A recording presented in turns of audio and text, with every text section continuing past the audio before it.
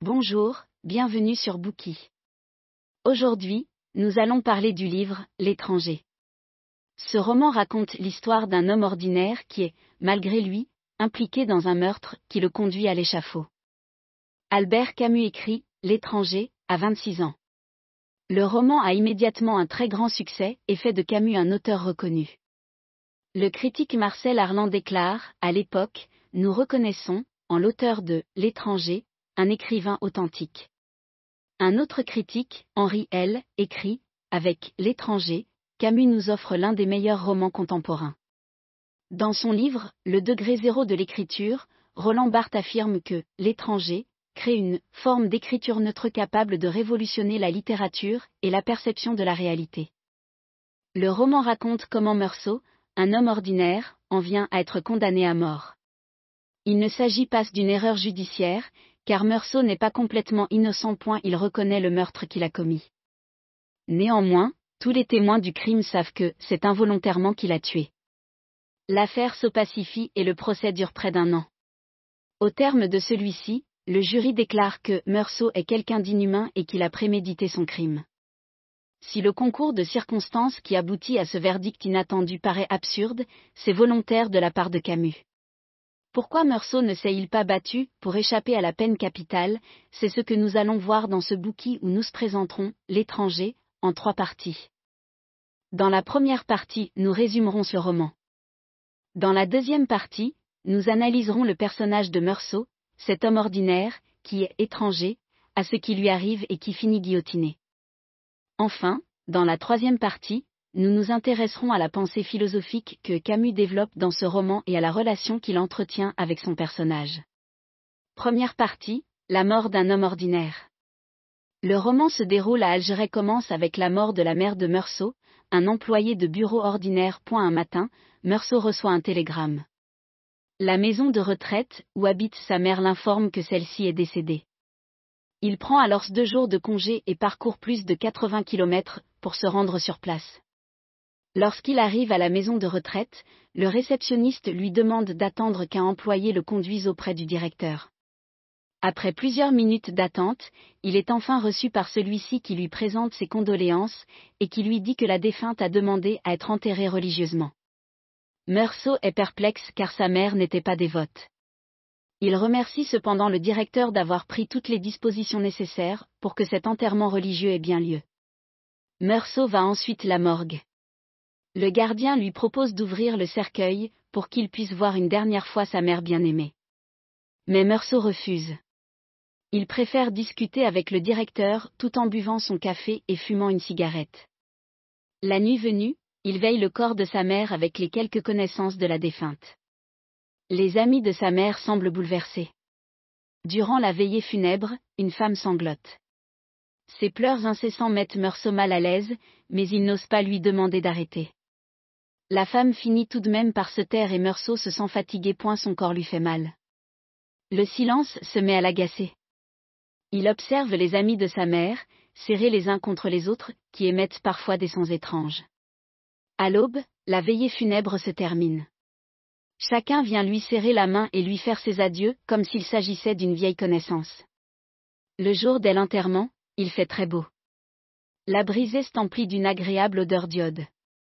Meursault se dit que s'il n'y avait pas eu les funérailles de sa mère, il aurait pu se promener et profiter de la nature au lieu de devoir attendre, dans la cour de la maison de retraite, que le sinistre cortège funèbre se mette en branle. Plus tard, Meursault signe l'acte de décès.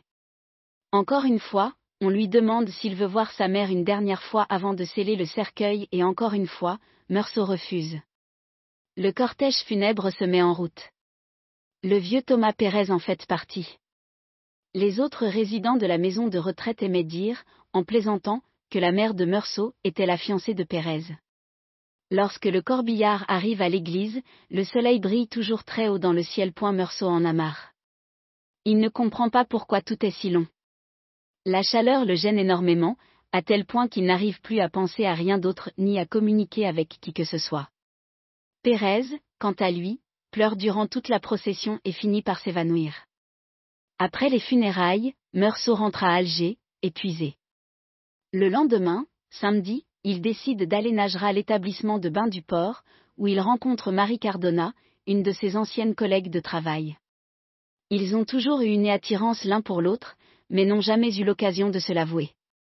Après la baignade, Meursault invite Marie au cinéma, puis chez lui, où ils finissent par passer la nuit ensemble. Au bout de plusieurs rendez-vous, leur relation devient sérieuse. Le voisin de Meursault s'appelle Raymond Sintès. Il prétend travailler dans un entrepôt, mais en réalité c'est un proxénète. Il a mauvaise réputation. Il vient souvent discuter avec Meursault, qui aime l'écouter parler.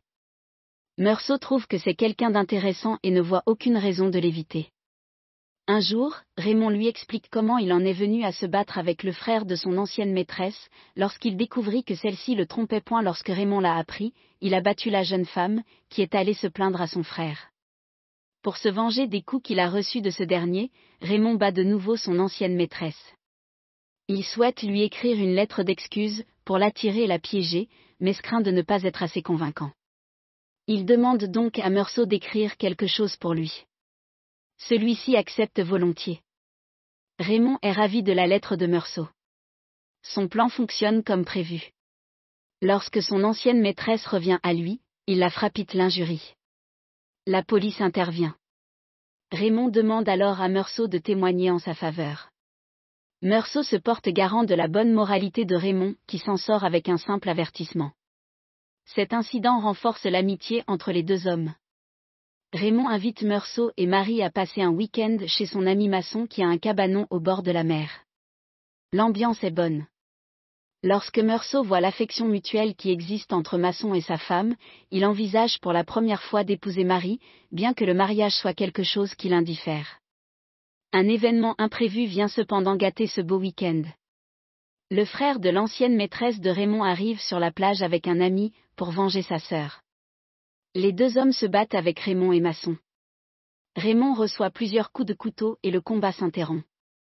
Meursault porte secours à son ami. Raymond, fou de colère, veut reprendre les hostilités. Il demande à Meursault s'il doit sortir son revolver et tirer sur les deux hommes. Meursault a peur de la réaction de son ami s'il lui dit « non ».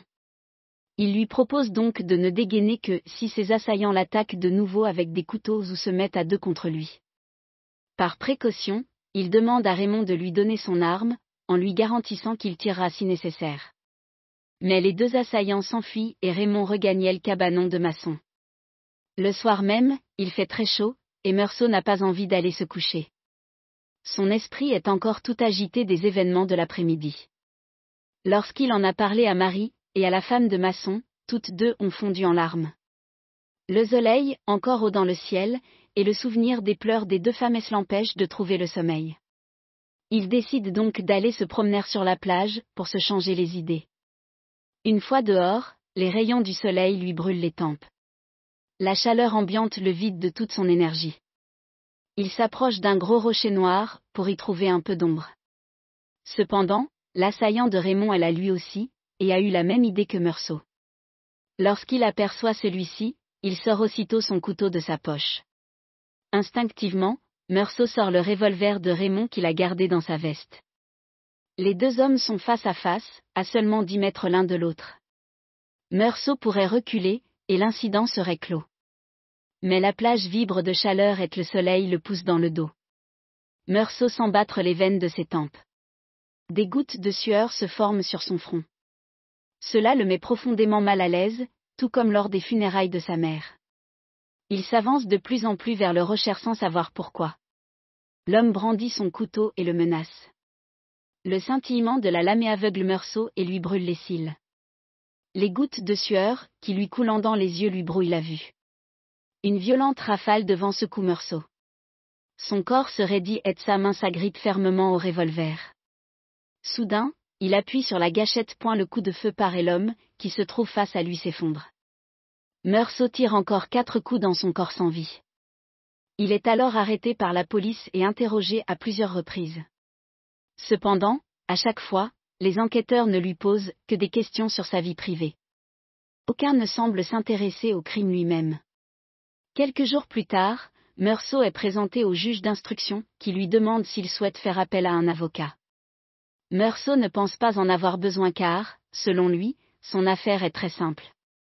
Le magistrat l'informe donc que le tribunal lui attribuera un avocat commis d'office, et Meursault se réjouit de l'excellente disposition des autorités qui veillent à ce genre de détails. L'avocat commis d'office rencontre Meursault dès le lendemain. L'enquête de police affirme que Meursault a fait preuve d'insensibilité lors des obsèques de sa mère.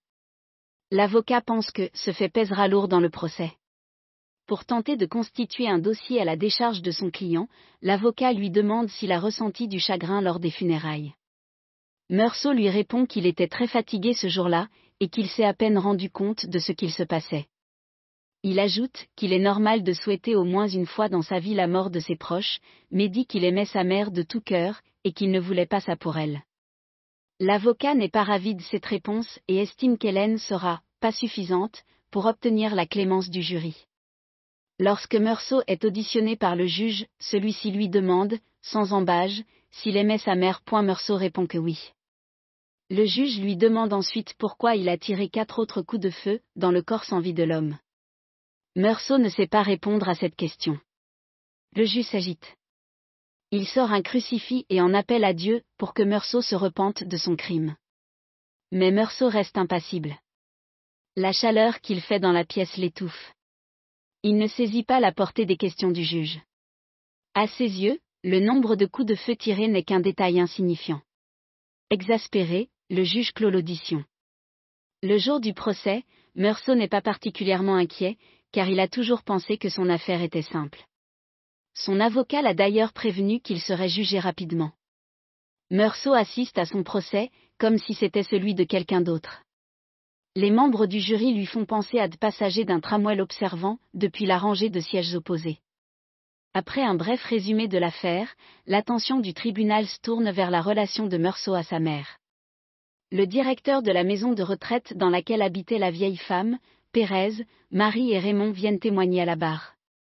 Le juge apprend de ses témoins que la mère de Meursault ne voulait pas que son fils la mette en maison de retraite. De plus, après la mort de sa mère, Meursault n'a pas voulu voir le corps de la défunte et a préféré boire du café en fumant des cigarettes. Lors des funérailles, il n'a pas pleuré. Cette dernière information scandalise tout le monde, dans la salle d'audience. Quand l'auditoire apprend que dès le lendemain, Meursault est allé nager et voir un film comique, et qu'il a même eu des relations sexuelles avec une femme, toute la salle a été outrée. Tout le monde trouve Meursault insensible et immoral.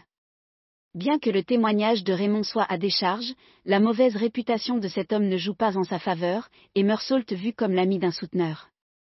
Aux yeux du tribunal, Meursault est un homme qui s'est livré aux orgies les plus honteuses le lendemain de la mort de sa mère, et a tué un homme de sang-froid, à la suite d'une sordide vendetta dans le milieu des prostituées et des proxénètes. C'est ensuite au tour du procureur de parler. Celui-ci veut montrer au juge et au jury que le crime de Meursault était prémédité. Il affirme que Meursault et Raymond ont comploté pour piéger l'ancienne maîtresse de ce dernier dans l'intention de la violenter. Selon le procureur, c'est Meursault qui a provoqué le frère de l'ancienne maîtresse de Raymond sur la plage. Il a ensuite pris l'arme de son ami pour aller le tuer. Il a tiré 5 coups de feu pour s'assurer de sa mort. Tout au long du procès, Meursault n'a exprimé aucun remords, ce qui prouve qu'il est un monstre qui mérite la peine capitale. L'avocat de Meursault plaide tout de même la légitime défense. Il affirme que son cliente, un travailleur consciencieux qui fait de son mieux pour satisfaire son employeur, et un fils dévoué qui s'est occupé de sa mère aussi longtemps qu'il l'a pu. Certes, Meursault aurait pu ne pas tuer son agresseur, mais cette erreur de jugement ne doit pas le conduire à l'échafaud. Meursault a très envie d'intervenir mais son avocat estime qu'il devrait garder le silence. Lorsque le juge lui donne enfin la parole, il s'affolite, se met à bégayer. Il parvient néanmoins à expliquer que, si le coup de revolver est parti, c'est à cause du soleil. Toute la salle éclate de rire. Meursault se tait et n'essaie plus de se défendre. Meursault est guillotiné en public au nom du peuple français. Merci d'avoir écouté. Vérifiez le lien ci-dessous pour déverrouiller le contenu complet.